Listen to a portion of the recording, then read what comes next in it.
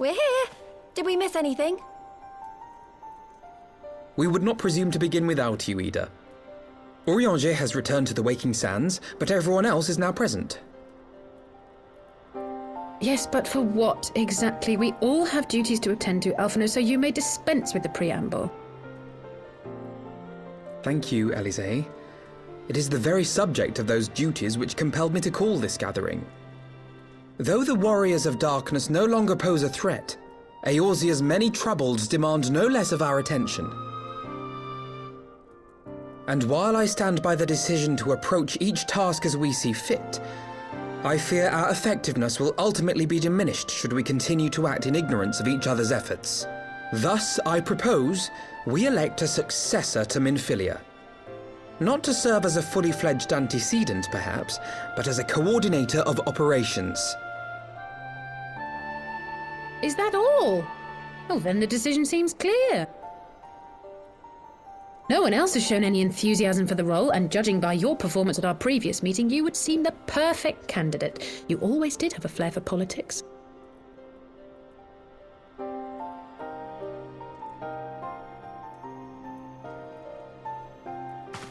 I did not mean to... That was not my intention. As my tenure as commander of the Crystal Braves comprehensively demonstrated, I lack the qualities required for such an office. I would much prefer to remain as I am now, a soldier in the field, so to speak. Should none of our number step forward, must we then constrain some unwilling candidate to take up the position? Well, based on merit alone, a certain adventurer would be my choice. Though I concede he might struggle to balance his new responsibilities with, let me see, slaying primals, thwarting legatuses, and feeding the orphan poor. Thancred makes a good point. Any who would wear such a mantle would be bound by its obligations. Have we not become sufficiently familiar with each other's methods to act without an overseer? At present, I see no cause to so willingly limit one of our number. Oh my goodness! Help! I need some help here!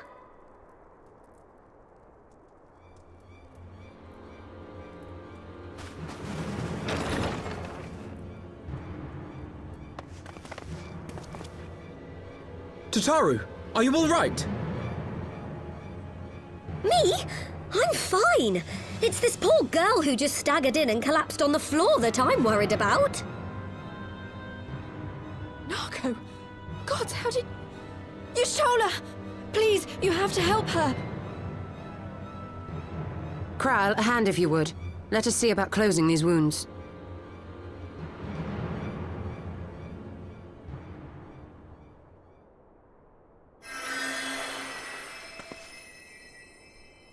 Now, we've staunched the bleeding, but it may be a while before you can move about again. Though having seen your wounds, I'm surprised you are still moving at all. Thank you. My message. It was too important to delay. I took the shortest route I could, though I knew it was more heavily patrolled.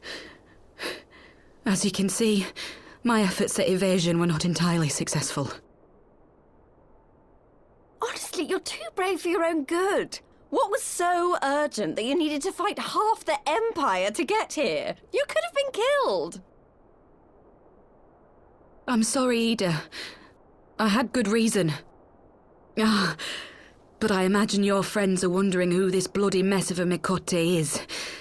My name is Minago, and I belong to the Alamegan Resistance. I came to warn Ida and Papalimo about one of our leaders. A man who calls himself the Griffin. He's always been dangerous, but he's planning something new. Something reckless. The Griffin, you say? I've heard the name. Rumor has it your man is eager to test his claws. Aye, and on no easy target. He means to assault Belsar's wall from the Alamegan side. But what does the Griffin possibly hope to gain from such an attack? From what I understand, He wants the fires of war to spread to Eorzea. And for that, he needs to control the border with Gridania. So, he means to spark a conflict between the Alliance and the Imperial forces stationed in Alamigo, to have Eorzea's armies aid in the liberation effort, whether they will it or no. His plan is flawed. Even should the Resistance succeed in occupying the wall, they would not be able to hold it. Imperial reinforcements would drive them out within a week.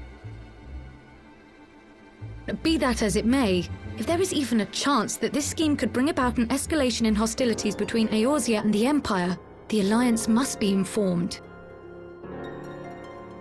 Agreed. I shall depart for Limsa forthwith and seek an audience with the Admiral. Thancred, Uldar is yours. Alphino and Alize, make haste to the Twelveswood and notify the Elder Seedseer of the danger to Gridania. She will duly call a council of the Alliance leaders, whom you must be ready to receive. You will be our voice in Ishgard.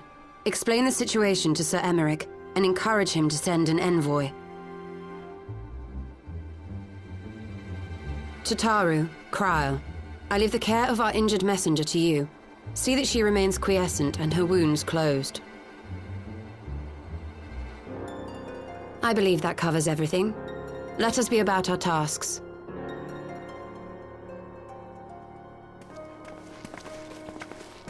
I suspect the ill tidings from Girabania will be held as a turning point. The beginning to a bloody end. The business of war was ever conducted with the coin of self-sacrifice.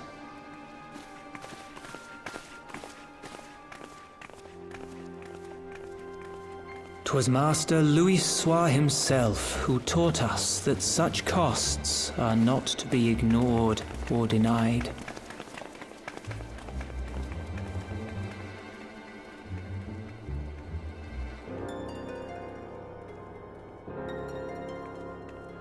And so, I shall embrace them. When the time comes, I will make my choice, as you will yours.